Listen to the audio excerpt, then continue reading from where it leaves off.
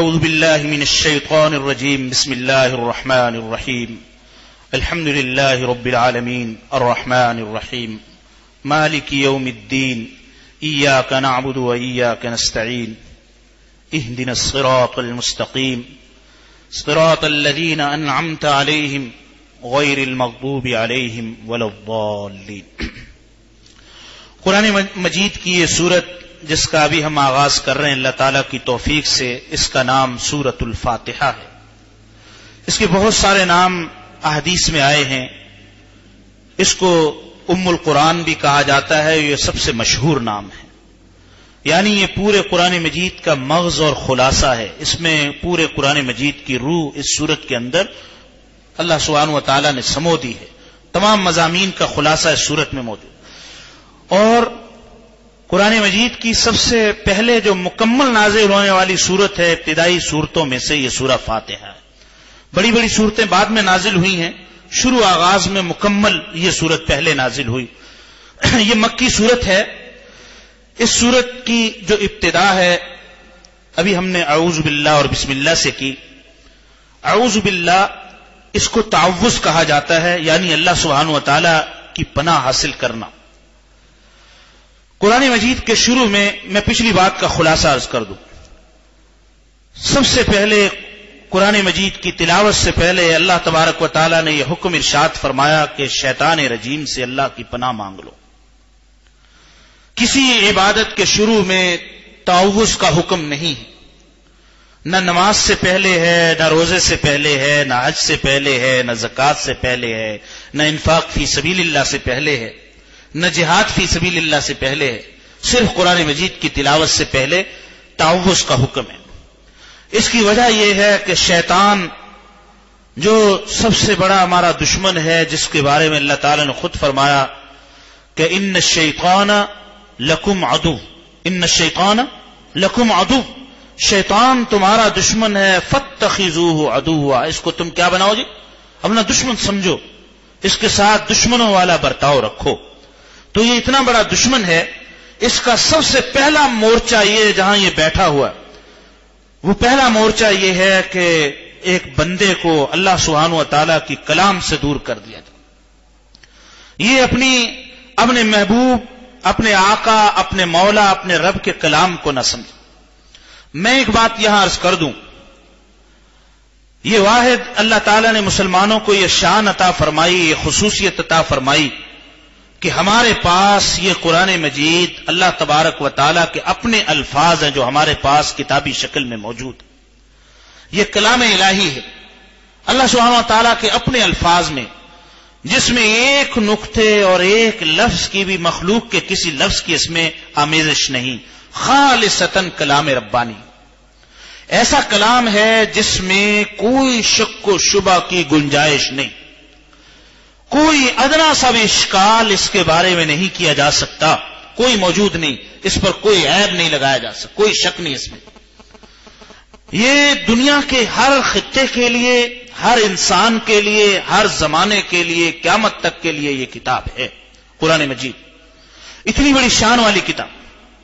اس سے پہلے والی امتوں کو بھی اللہ تعالیٰ نے کتابیں عطا فرمائی، ان کتابوں کا کسی وقت علوم القرآن میں تعارف انشاءاللہ پیش کروں گا۔ سب سے پہلی کتاب جو دریافت ہوئی ہے اس وقت وہ حضرت سیدنا ادریس علیہ السلام کی کتاب ہے، وہ اس دنیا میں موجود اس وقت دریافت ہوئی ہے۔ تخمینی طور پہ کہا جا سکتا ہے، یقینی نہیں۔ حضرت نوح علیہ السلام پر بھی اللہ تعالیٰ نے کتاب اتاری، قرآن مجید نے صحف کا، ان چیزوں کا ذکر فرمایا، جیسے میں نے پچھلی نشست میں عرض کیا تھا۔ تقریب 315، پچھلی دفعہ شاید میں نے 316 کہہ دیا تھا، وہ غلط تھا، 315 اللہ تعالیٰ نے رسول بھیجے جن پر کتابیں اور صحیفے نازل فرمائے، نئی کتابیں عطا فرمائی۔ مشہور حضرت سیدنا موسیٰ علیہ السلام پر تورات اتاری، حضرت سیدنا عیسیٰ علیہ السلام پر انجیل اتاری، حضرت سیدنا داؤد علیہ السلام کو زبور دی۔ یہ ساری کتابیں ان لوگوں پر، جن امتوں پر اتاری گئیں، انہوں نے ان کو محفوظ نہ رکھا، ان کی حفاظت کی ذمہ داری ان پر ڈالی گئی تھی، انہوں نے تحریف کی، ان کتابوں کو بدل ڈالا۔ جس طرح وہ امت یعنی نصارہ، یہودی اور دوسرے انبیاء علیہ السلام کو ماننے والے، ان پر کتابیں اتاری گئیں، انہوں نے ان کتابوں کی قدر نہ کی. اس اہم نقطے کو آپ ذرا پورے تدبر اور حاضری کے ساتھ سنیے. جس طرح ان کی بدبختی یہ ہے کہ ان کو اللہ تعالیٰ نے اپنی کتابیں دی لیکن وہ سنبھال نہ سکے, انہوں نے ان کی حفاظت نہ کی, تحریف کی, جرم کا ارتکاب کیا. اس سے بڑی بدبختی ان لوگوں کی ہوگی جن کو اللہ تعالیٰ نے ایسی کتاب دے دی جس کی حفاظت کا ذمہ خود لے لیا اور وہ قیامت تک کے لیے محفوظ بھی ہے اور مکمل الفاظ ربانی کے ساتھ ایک ایک لفظ کے ساتھ ہمارے پاس موجود بھی ہے. اس کے باوجود اگر وہ اس کتاب کی قدر نہ کریں اور اس سے فائدہ نہ اٹھائیں, اس سے بڑے محروم کوئی اور نہیں ہو سکتا. تو بڑی محرومی, سب سے بڑی محرومی تو ان کی ہے جو ان پر ایمان نہ لائیں, اور اس میں ہماری ذمہ داری ہے. اس وقت دنیا ایک بہت بڑی پیاس میں ہے اور ان کو معلوم نہیں کہ ہمیں کس چیز کی پیاس لگی, لیکن جب قرآن مجید ان تک پہنچتا ہے تو ان کو احساس ہوتا ہے یہ وہی چیز ہے جس کی ہم تلاش میں تھے. بے اختیار ان کا دل قرآن کی طرف کھینچتا ہے اور لوگ اسلام کے حلقے میں داخل ہوتے. اس میں ایسی عجیب و غریب تاثیر ہے قرآن مجید کی. اگر انسان صحیح معنی میں تدبر کے ساتھ آداب کو بجا لاتے ہوئے اس کتاب کی تلاوت کرے اور اس قرآن مجید کے تفکر اور تدبر کے ساتھ اس میں غور و فکر کرے تو اس کا دل بے اختیار کرتا ہے یا تو وہ پھوٹ پھوٹ کے روئے اور اس کی زندگی میں ایسا احساس پیدا ہوتا ہے اس قرآن کی برکت سے. یہ اس کے خاص اس کی تاثیر ہے. تو اللہ تعالیٰ نے جب ہمیں ایسی محفوظ کتاب عطا فرمائی تو اس کی قدردانی ہماری ذمہ داری ہے. تو شیطان کا سب سے پہلا مورچہ کیا ہے جی؟ وہ اس کتاب سے کسی طرح دور رکھے. اس لیے اللہ سبحانہ و تعالیٰ نے قرآن مجید کی تلاوت سے پہلے یہ حکم فرما دیا کہ تلاوت کرنے سے پہلے شیطان سے اللہ سبحانہ و تعالیٰ کی پناہ میں آ جاؤ, حفاظت میں آ جاؤ. امام ابن کثیر رحمۃ اللہ علیہ فرماتے ہیں ایسا دشمن جو نظر نہ آئے, غیر مرئی دشمن ہو, اور دشمن بھی ایسا ہو جو نہ رشوت کو قبول کرتا ہو, اور دشمن بھی ایسا ہے اگر اس کی تعریف کریں یا اس کی مذمت کریں پھر بھی وہ پیچھے نہ ہٹتا ہو, جو مدح بھی قبول نہ کرے, رشوت بھی قبول نہ کرے اور نظر بھی نہ آئے, اس دشمن سے بچانا سوائے اللہ رب العالمین کے کوئی اور ذات نہیں بچا سکتی. اسی لیے حکم فرمایا گیا یہ تمہارا بڑا دشمن ہے, تم اللہ سبحانہ و تعالیٰ کی حفاظت میں آ جاؤ, پناہ میں آ جاؤ. اعوذ باللہ پڑھو, اعوذ باللہ, میں اللہ کی پناہ میں آتا ہوں, اللہ کی حفاظت میں آتا ہوں. کس سے؟ شیطان رجیم سے. رجیم مرجوم کے معنی میں, راندہ درگاہ, مردود.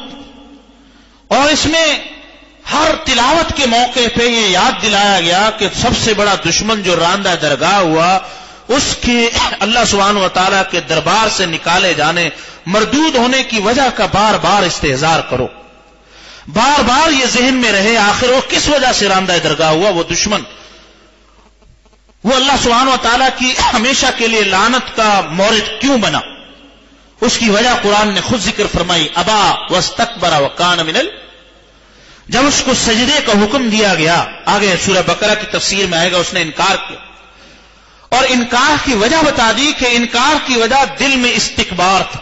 دل میں کیا جی؟ یہ جو دل کی بیماریاں ہیں جن کو روحانی بیماریاں کہا جاتا ہے, جن کو رذائل کہا جاتا ہے, ان کا علاج بہت زیادہ ضروری. اور روحانی بیماریوں میں بھی سب سے بڑی جو بیماری ہے وہ تکبر کی بیماری. تکبر کی بیماری تو روحانیت کا وہ کینسر ہے جس کا ایک ذرہ بھی آخرت کی بربادی کے لیے کافی. اس لیے حضرت صلی اللہ علیہ وسلم نے فرمایا جس کے دل میں لا يدخل الجنت من كان في قلبه مثقال ذرة من الكبر, ایک راہی کے دانے کے برابر بھی جس کے دل میں تکبر ہوگا وہ جنت میں داخل نہیں ہوگا. ہمارے شیخ, میرے شیخ شفیق الامت حضرت مولانا محمد فاروق صاحب رحمۃ اللہ علیہ فرمایا کرتے تھے دنیا کے جتنے بھی امراض ہیں, کیسے بھی مہلک امراض ہوں, اس کا آخری نتیجہ یہ ہوتا ہے زیادہ سے زیادہ کہ موت واقع ہو جاتی. اس سے بڑا کوئی نقصان نہیں ہو سکتا. موت واقع ہوگی, لیکن جیسے ہی موت آتی ہے وہ سارے بیماریاں ختم ہو جاتی. موت کے بعد نہ بی پی رہتا ہے، نہ ہارٹ اٹیک رہتا ہے، نہ فالج رہتا ہے، وہ ساری بیماریاں کیا ہو جاتی؟ لیکن روحانی امراض ایسے ہیں کہ انسان کی دنیا بھی برباد کرتے ہیں، اور جس وقت اللہ سبحانہ و تعالیٰ سے ملاقات کا موقع آتا ہے ان کی کارستانی، ان کا نقصان اس وقت کھل کے سامنے آتا اور ان کی آخرت کو برباد کر دیتا۔ آخرت کو کیا کرتے؟ برباد کرتے۔ انہی امراض میں سے ایک تکبر ہے۔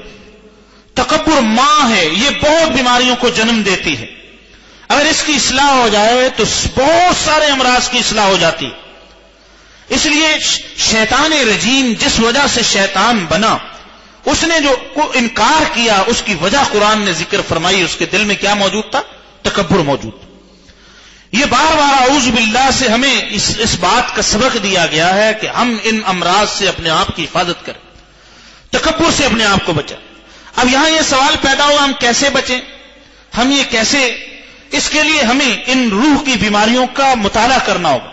امام غزالی رحمۃ اللہ علیہ کی تبلیغ دین، روح کی بیماریاں اور ان کے علاج، اس میں بڑی وضاحت سے حضرت حکیم الامر رحمہ اللہ نے عربی میں الاربعین کا ترجمہ خود کروایا تبلیغ دین کے نام سے۔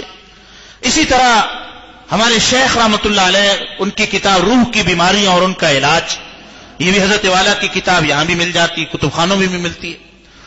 تو روح کی بیماری، ان میں تکبر خاص طور پہ کیا جی، اس کا علاج بہت زیادہ ضروری ہے۔ تو رجیم یہ تکبر کی وجہ سے ہوا، اور یہ تعوذ، پناہ میں آنا، یہ اصل میں جیسے میں نے پہلے عرض کیا تھا، یہ ایسے ہے جیسے دشمن کا مورچہ لگا ہوا ہے اور انسان کسی بختر بند گاڑی میں محفوظ وہاں سے نکل جائے اور کسی قسم کا بھی وہ نقصان نہ پہنچا سکے۔ ہمارے شیخ صحیح بخاری کے استاد، جامعہ اسلامی امدادیہ کے بانی حضرت مولانا نذیر احمد صاحب رحمۃ اللہ علیہ اس تعوذ کی ایک بڑی حصی مثال سے ہمیں اس کا مفہوم سمجھایا کرتے۔ فرماتے اس کی مثال ایسے ہے جیسے گلی میں بسوں کا بچے کھیل رہے ہوتے ہیں، وہ کھیلتے ہوئے بچوں کی آپس میں لڑائی ہو جاتی۔ جب بچوں کی لڑائی ہوتی ہے، جو ذرا زور آور طاقتور بچہ ہوتا ہے نا، وہ چھوٹے کمزور بچے پہ جب حملہ کرنے کے لیے یا لاٹھی یا پتھر مارنے کے لیے دوڑتا ہے تو وہ چھوٹا کیا کرتا ہے بتائیے؟ جو چھوٹا بچہ ہے نا وہ آواز لگاتا ہے، ابا، ایسے ہی کہتا نہیں، ابا یا ماما یا چاچو یا جو بھی وہ کہتا ہے اپنی زبان میں، جیسے وہ کہتا ہے ابا، تو وہ جو حملہ کرنے کے لیے فوراً وہاں سے کیا ہو جاتا ہے؟ کھسک جاتا ہے، فوراً کیا ہو جاتا ہے؟ کھسک جاتا ہے۔ کیوں؟ اب اس کو پتا چل جاتا ہے اس نے آواز اس کو دے دی ہے جو مجھ سے طاقتور ہے، اب وہ آئے گا بچانے کے لیے۔ اب وہ کیا جی؟ آئے گا بچانے کے لیے۔ اسی طرح ہمارے شیخ حضرت مولانا نذیر احمد صاحب رحمۃ اللہ علیہ فرمایا کرتے تھے کہ جب بندہ، شیطان اس کا ایسا دشمن نظر تو آ نہیں رہا، حملے اس کے بار بار ہو رہے ہیں، تو ایسی صورت میں جب ایسا دشمن سامنے ہو، جب بندہ کہتا نا اعوذ باللہ، اس کا مطلب یہ ہے کہ وہ آواز دیتا ہے ربا، کیا آواز دیتا ہے؟ اے اللہ مجھے اپنی پر۔ جیسے ہی یہ آواز دیتا ہے شیطان فوراً سمجھ جاتا ہے جی بس اب آگے وہ احکم الحاکمین، وہ رب العالمین، وہ بڑی طاقت والے ہیں، اب ان کی یہ پناہ میں آ گیا، میرا بس نہیں چلتا۔ وہاں سے وہ دم دبا کے کیا ہو جاتا ہے جی؟ وہ بھاگ جاتا ہے، راہ فرار اختیار کرتا ہے۔ اس لیے اعوذ باللہ من الشیطان الرجیم یہ بہت زیادہ محفوظ کیا جی، یہ راستہ ہے جس کی وجہ سے بندہ اللہ رب العالمین کی پناہ میں آ جاتا ہے۔ امام راضی رحمۃ اللہ علیہ کو اللہ تعالیٰ نے بڑا گہرا علم عطا فرمایا تھا، ان کی تفسیر کبیر بڑی مشہور ہے۔ فرماتے ہیں اعوذ باللہ یہ اصل میں ہماری نماز کا وضو ہے، یہ ہماری زبان کا وضو ہے۔ ہماری زبان سارا دن گناہوں میں، بری باتوں میں، لایانی میں، غیبت چغلی کی وجہ سے جو نجس ہو جاتی ہے، وہ زبان کیا ہو جاتی؟ اس پر جو آلودگیاں لگتی ہیں، اس پر جو میل کچیل لگ جاتا ہے، اس کے اندر جو ظلمات آ جاتی ہیں، اعوذ باللہ کے ذریعے سے زبان کا روحانی وضو ہو جاتا ہے، اس قابل ہو جاتی ہے کہ اللہ تعالیٰ سے شرف ہم کلامی کر سکتے۔ تو امام راضی رحمۃ اللہ علیہ نے تعوذ کو کیا فرمایا جی؟ یہ زبان کا وضو ہے۔ کیسی خوبصورت بات فرمائی۔ جب ہم وضو کرتے ہیں ہماری ظاہری نے میل کچیل دور ہوتی ہے اور ہمیں طہارت حاصل ہو جاتی ہے، نماز کے قابل ہو جاتے ہیں اور اللہ سبحانہ و تعالیٰ کی کلام پڑھنے کے قابل ہو جاتا ہے بندہ۔ اعوذ باللہ من الشیطان الرجیم کے پڑھنے کے ذریعے سے اور زبان کا وضو ہو جاتا ہے۔ شیطان دو طرح سے بندے پر حملہ کرتا ہے. امام ابن قیم رحمۃ اللہ علیہ فرماتے ہیں ایک شبہات کے ذریعے سے, دوسرا شہوات کے ذریعے سے. شیطان کتنی طرح سے حملہ کرتا ہے؟ ایمانیات کے اندر عقائد میں شبہات پیدا کر کے وہ حملہ کرتا ہے. اور اس وقت شیطان کا حملہ بہت عام ہے. سب سے بڑا اس کا حملہ یہ ہوتا ہے کہ وہ ایمانیات اور عقائد کے اندر شبہات اور شکوک پیدا کر دے. اس لیے اس وقت فکری ارتداد بہت زیادہ ہے. فکری ارتداد یعنی جسم کے اعتبار سے, شکل و صورت کے اعتبار سے, نام کے اعتبار سے, نسل کے اعتبار سے بندہ مسلمان ہے, لیکن اپنی فکر کے اعتبار سے الیاذ باللہ تعالی اسلام سے نکل چکا ہے اور مرتد ہو چکا. نئی تعلیم اور نئی روشنی کی وجہ سے یہ فکری ارتداد بہت بڑا ہوا. میں یہاں ایک بات عرض کر دوں. حکیم الامت مجدد الملت مولانا اشرف علی تھانوی رحمہ اللہ نے ایک اپنے واعظ میں ارشاد فرمایا, اور وہ میں نے اقتباس تفہیم الفقہ جلد اول عقائد والی جلد کے شروع میں بھی نقل کی. حضرت نے اپنے زمانے میں, جس زمانے میں یہ خاص طور پہ آج کل کی طرح, آج کل جیسے موبائل کا, نیٹ کا فتنہ ہے اور ہر طرف دین کے بارے میں دین بیزار لوگ اس میں چھائے ہوئے ہیں, اور وہ طرح طرح کے افکار نظریات کے ذریعے سے اس ارتداد کو پھیلا رہے اور اسلامی تعلیمات کے بارے میں لوگوں کے دلوں میں شکوک و شبہات پیدا کر رہے, عظمت دین نکلتی چلی جا رہی. اس زمانے میں جب ان میں سے کوئی چیز بھی تصور میں نہیں تھی, بزرگوں کا ادب بھی تھا اور دارالعلوم دیوبند کا ابتدائی زمانہ تھا, اس زمانے میں فرماتے تھے کہ آج کل لوگ ایسے ہیں, اپنی بیٹی فرماتے ہیں کہ میں تمہیں مشورہ دیتا ہوں کہ ایک زمانہ وہ ہوتا تھا جب اپنی بچی کا نکاح کرتے وقت یہ دیکھا جاتا تھا کہ دلہا میاں نمازی بھی ہیں یا نہیں.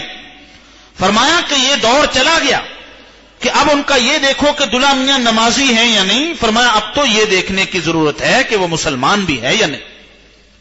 اس لیے کہ نئی تعلیم کی, حکیم الامت فرماتے ہیں نئی تعلیم کی وجہ سے دلہا میاں اس قدر دین بیزار ہے, اس کے افکار ایسے ہیں, وہ تو کئی مرتبہ دین اسلام سے نکل چکا ہے.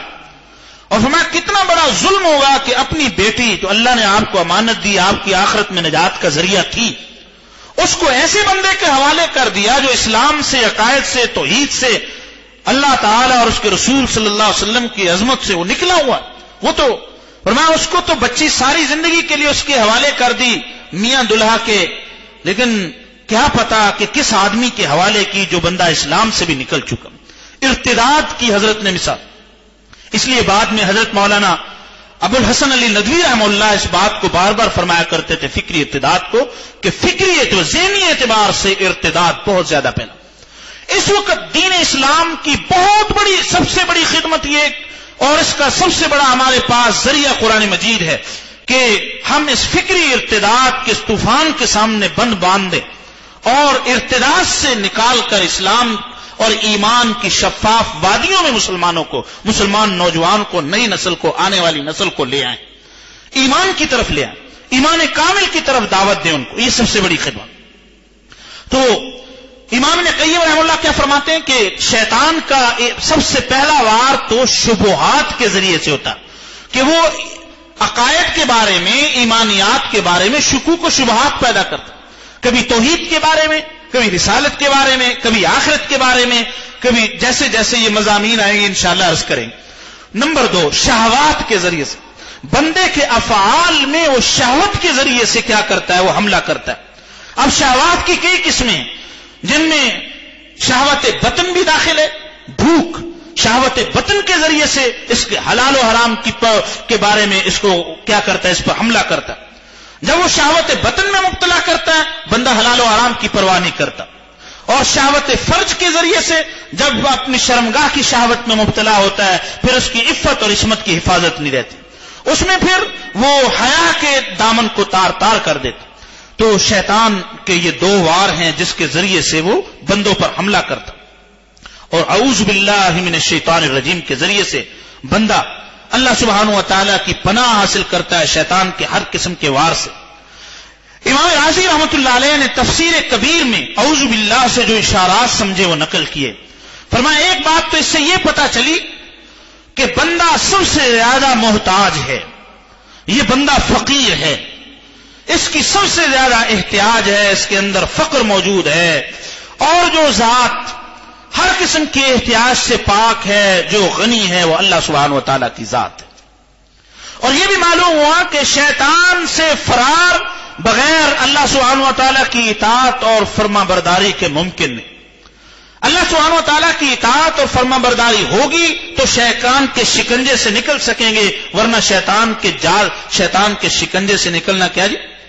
اچھا، یہاں یہ بات میں عرض کر دوں کہ شیطان شبہات کے ذریعے سے بھی وار کرتا ہے اور شہوات کے ذریعے سے بھی۔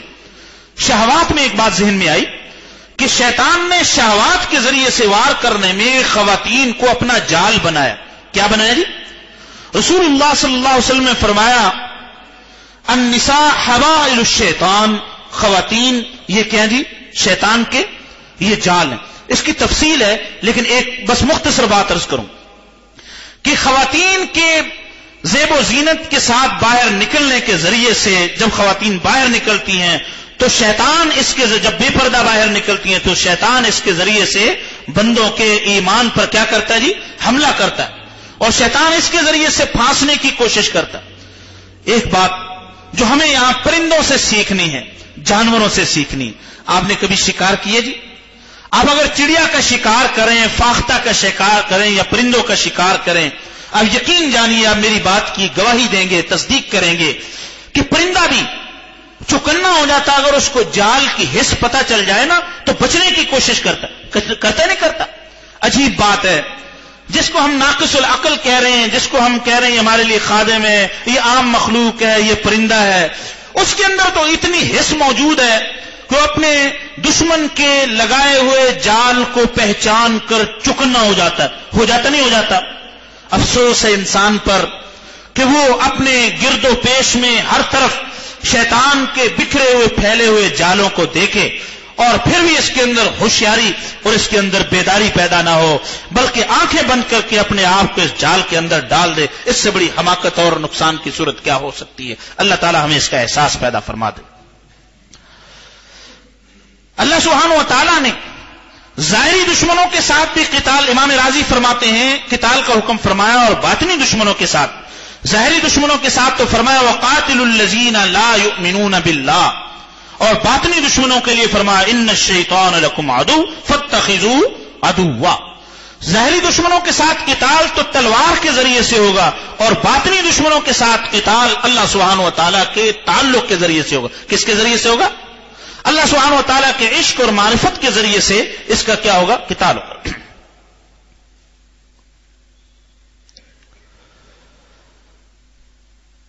دوسرا اعوذ باللہ من الشیطان الرجیم میں امام راضی رحمۃ اللہ علیہ فرماتے، بڑی گہری باتیں، یہ وہ موتی ہیں جس کے ذریعے سے ہمارے دل میں کلام الہی کی عظمت پیدا ہو، اور عظمت کلام الہی سے ہمارے دل میں شوق پیدا ہوگا۔ امام راضی رحمۃ اللہ فرماتے ہیں اس اعوذ باللہ سے ہمیں پتہ چلا کہ گناہوں سے بچنے کے لیے سب سے اعلیٰ درجے کا مراقبہ اللہ کا مراقبہ ہے۔ کس کا جی؟ اللہ کے نام، اس میں اللہ کا مراقبہ ہے۔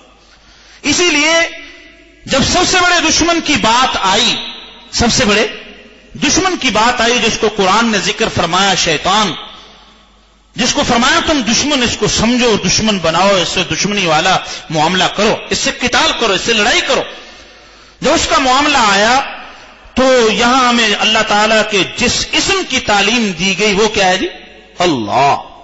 اسی لیے حضرات مشائخ، حضرات اہل اللہ، اللہ تعالیٰ کے اسم ذات کا ذکر بار بار کرواتے ہیں، اسم ذات کا ذکر، کیونکہ جتنا اللہ تعالیٰ کے اس نام نامی کا ذکر ہوگا اور دلوں میں پیوست ہوگا، اتنا ہی شیطان سے مقابلہ کرنا کیا ہو جائے گا؟ آسان ہو جائے۔ تو گناہوں سے بچنے کے لیے سب سے بلیغ اور اعلیٰ درجے کا مراقبہ، اعلیٰ درجے کا جو طریقہ ہے وہ اللہ جل شانہ اسم ذات کا ذکر ہے۔ گویا اعوذ باللہ اور بسم اللہ کے ذریعے سے امام راضی رحمۃ اللہ علیہ فرماتے ہیں کہ اللہ سبحانہ و تعالیٰ نے یوں ہمیں سبق دے دیا، گویا اللہ تعالیٰ فرمائے انہ شیطان الرجیم، یہ شیطان، یہ مردود ہے جو تمہارا دشمن ہے، وَأَنَا رحمان الرحیم، اور میں کیا ہوں؟ رحمان اور رحیم ہوں۔ بس تم شیطان سے بچ کر کسی طرح نکل آؤ، پھر آپ کو رحمان اور رحیم کی پناہ حاصل ہو جائے گی، اور رحمتوں کے دروازے تمہارا انتظار کر رہے ہیں. اللہ تعالیٰ اپنی رحمتوں میں تمہیں کیا کر لیں گے؟ ڈھانپ لیں گے. اچھا، ایک بات اور عرض کروں، یہ اعوذ باللہ کا وظیفہ ہمیں اپنے عمل میں لانا. خود اللہ سبحانہ و تعالیٰ نے ایک جگہ فرمایا، رب اعوذ بک من ہمزات الشیاطین واعوذ بک رب ان یحضرون. اگر کسی آدمی کو وسوسے شیطان کی طرف سے پریشان کرتے ہوں اور وہ بار بار پریشان ہوتا ہو، آپ یقین جانیے اس وظیفہ الہی کو، اس حکم کی تعمیل کر کے دیکھیے، شیطان کتنی جلدی وہاں سے رفو چکر ہو جائے، شیطان سے پیچھے چھوٹ جائے. اعوذ باللہ من الشیطان الرجیم پڑھنا، اور اسی طرح رب اعوذ بک من ہمزات الشیاطین واعوذ بک رب ان یحضرون، یہ ہمیں تعلیم فرمائی. تو آج سے جب بھی کوئی ایسا مسئلہ ہو، جب بھی کوئی ایسی پریشانی ہو جس میں وسوسہ شیطانی انسان کو پریشان کرتا ہو، گناہ ستا رہا ہو، گناہ کا خیال آتا ہو، ذرا اللہ تعالیٰ کی پناہ مانگ کے، صدق کے دل سے پناہ مانگ کے دیکھیے کیسے اللہ تعالیٰ اپنی حفاظت کی آغوش میں لے لے. اس لیے رسول اللہ صلی اللہ علیہ وسلم نے بہت سارے مواقع پر اعوذ باللہ پڑھنے کی، جہاں شیطان کا خاص عمل دخل ہوتا ہے، تعلیم فرمائی. ان مواقع کے بیان کرنے کا موقع نہیں.